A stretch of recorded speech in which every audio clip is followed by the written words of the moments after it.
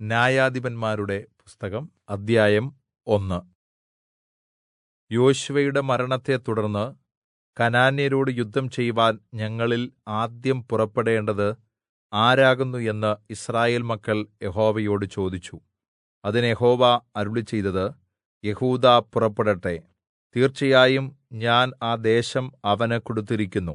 യെഹൂദാ തന്റെ സഹോദരനായ ശിമെയോനോട്, എനിക്ക് നൽകിയിരിക്കുന്ന അവകാശദേശത്തേക്ക് കനാന്യരോട് യുദ്ധം ചെയ്‌വാൻ നീ എന്നോടുകൂടെ പോരേണം. അതുപോലെ തന്നെ ഞാനും നിന്നോടുകൂടെ നിന്റെ അവകാശദേശത്തേക്ക് വരാം എന്ന് പറഞ്ഞു. അങ്ങനെ ശിമെയോൻ അവനോടുകൂടെ പോയി. അങ്ങനെ യെഹൂദാ പുറപ്പെട്ടു.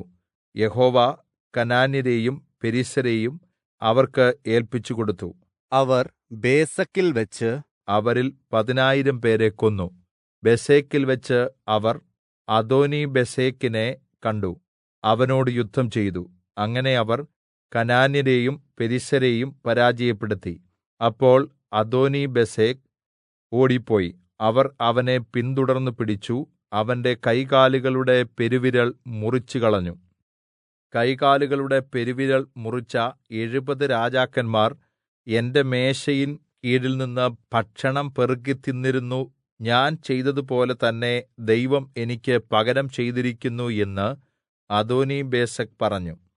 അവർ അവനെ യെരൂശലേമിലേക്ക് കൊണ്ടുപോയി അവിടെവെച്ച് അവൻ മരിച്ചു. യെഹൂദാ മക്കൾ യെരൂശലേമിന്റെ നേരെ യുദ്ധം ചെയ്തു. അവർ അതിനെ കൈവശമാക്കി വാൾകൊണ്ട് വെട്ടി നഗരം തീയിട്ട് ചുട്ടുകളഞ്ഞു. അതിന്റെ ശേഷം യെഹൂദാ മക്കൾ മലകളിലും തെക്കുഭാഗത്തും താഴ്വരകളിലും പാർത്തിരുന്ന കനാന്യരോട് യുദ്ധം ചെയ്‌വാൻ പോയി. അനന്തരം യെഹൂദാ ഹെബ്രോനിൽ പാർത്തിരുന്ന കനാന്യർക്ക് നേരെ ചെന്നു. ഹെബ്രോന്റെ പഴയ പേര് കിര്യത്ത് അർബ എന്നായിരുന്നു. അവർ ശേശായി, അഹിമാൻ, തൽമായി എന്നിവരെ കൊന്നു.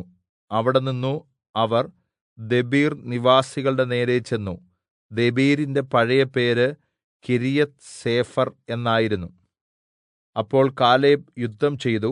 കിര്യത്ത് സേഫർ കീഴടക്കുന്നവന് ഞാൻ എന്റെ മകൾ അക്സയെ ഭാര്യയായി കൊടുക്കും എന്ന് പറഞ്ഞു. കാലേബിന്റെ അനുജനായ കെനസിന്റെ മകൻ ഒത്നീയേൽ അത് പിടിച്ചു. അവൻ തന്റെ മകൾ അക്സയെ അവന് ഭാര്യയായി കൊടുത്തു. അവൾ അവന്റെ അടുക്കൽ എത്തിയപ്പോൾ അവളുടെ അപ്പനോട് ഒരു വയൽ കൂടി ആവശ്യപ്പെടാൻ അവനെ ഉത്സാഹിപ്പിച്ചു. അവൾ കഴുതപ്പുറത്തുനിന്ന് ഇറങ്ങിയപ്പോൾ കാലേബ് അവളോട്, നിന്റെ ആഗ്രഹം എന്ത് എന്ന് ചോദിച്ചു.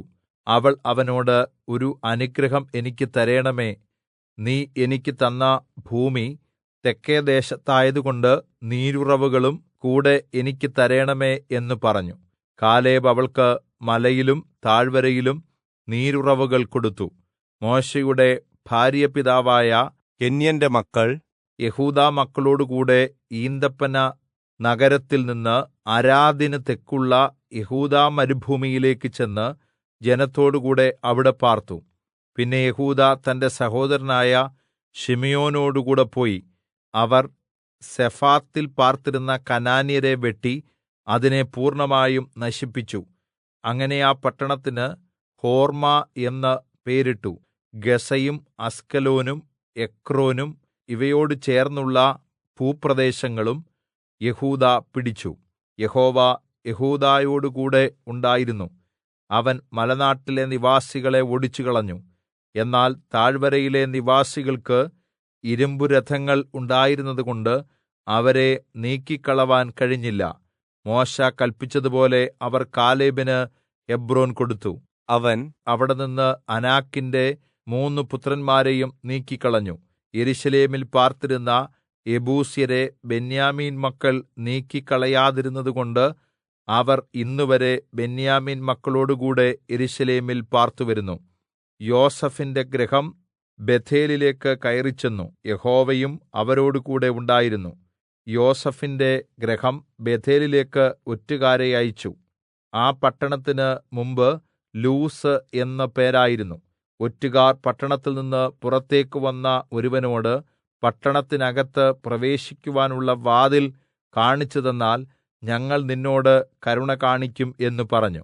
അവൻ പട്ടണത്തിൽ കടപ്പാനുള്ള വഴി അവർക്ക് കാണിച്ചുകൊടുത്തു. അവർ പട്ടണത്തെ വാളാൽ വെട്ടി നശിപ്പിച്ചു. എന്നാൽ ആ മനുഷ്യനെയും അവന്റെ സകല കുടുംബത്തെയും അവർ വിട്ടയച്ചു. അവൻ ഹിത്യരുടെ ദേശത്ത് ചെന്ന് ഒരു പട്ടണം പണിതു, അതിന് ലൂസ് എന്ന് പേരിട്ടു. അത് ഇന്നുവരെ അങ്ങനെ അറിയപ്പെടുന്നു. മനശ്ശെ ബേത്ത്ശെയാൻ, താനാക്ക്, ദോർ, ഇബ്ലെയാം, മെഗിദ്ദോ എന്നിവിടങ്ങളിലും അവയുടെ ഗ്രാമങ്ങളിലും പാർത്തിരുന്നവരെ നീക്കിക്കളഞ്ഞില്ല. അതിനാൽ കനാന്യർ ആ ദേശത്ത് തന്നെ പാർപ്പാനുള്ള താല്പര്യം സാധിച്ചു. എന്നാൽ യിസ്രായേൽ ശക്തരായപ്പോൾ അവർ കനാന്യരെ മുഴുവനും നീക്കിക്കളയാതെ അവരെക്കൊണ്ട് കഠിനവേല ചെയ്യിച്ചു.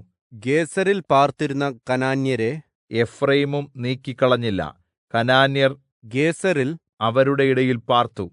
കിത്രോനിലും നഹലോലിലും പാർത്തിരുന്നവരെ സെബൂലൂനും നീക്കിക്കളഞ്ഞില്ല. അങ്ങനെ കനാന്യർ കഠിനവേല ചെയ്ത് അവരുടെ ഇടയിൽ പാർത്തു. അക്കോ, സീദോൻ, അഹ്ലാബ്, അക്സീബ്, ഹെൽബ, അഫീക്, രഹോബ് എന്നിവിടങ്ങളിൽ പാർത്തിരുന്നവരെ ആശേരും നീക്കിക്കളഞ്ഞില്ല. അപ്രകാരം അവരെ നീക്കിക്കളയാതെ ആശേർ ഗോത്രക്കാർ ദേശനിവാസികളായ കനാന്യരുടെ ഇടയിൽ പാർത്തു. ബേത്ത്ശെമേശിലും ബേത്ത് അനാത്തിലും പാർത്തിരുന്നവരെ നഫ്താലിയും നീക്കിക്കളഞ്ഞില്ല. അങ്ങനെ അവർ കനാന്യരായ ദേശനിവാസികളുടെ ഇടയിൽ പാർത്തു. എന്നിരുന്നാലും ബേത്ത്ശെമേശിലെയും ബേത്ത് അനാത്തിലെയും നിവാസികളെക്കൊണ്ട് അവർ കഠിനവേല ചെയ്യിച്ചു. അമോര്യർ ദാൻമക്കളെ ബലപ്രയോഗത്താൽ പർവ്വതങ്ങളിലേക്ക് ഓടിച്ചു കയറ്റി. താഴ്വരയിലേക്ക് ഇറങ്ങുവാൻ അവരെ സമ്മതിച്ചതുമില്ല. അങ്ങനെ അമോര്യർ ഹർഹേരെസിലും അയ്യാലോനിലും ശാൽബീമിലും പാർക്കുവാൻ നിശ്ചയിച്ചുറച്ചു. എന്നാൽ യോസഫ് ഗൃഹം ശക്തി പ്രാപിച്ചപ്പോൾ അവരെ കഠിനവേലയ്ക്കാക്കി. അമ്മോന്യരുടെ അതിർ അക്രബീം കയറ്റത്തിൽ സേല മുതൽ മുകളിലേക്കായിരുന്നു.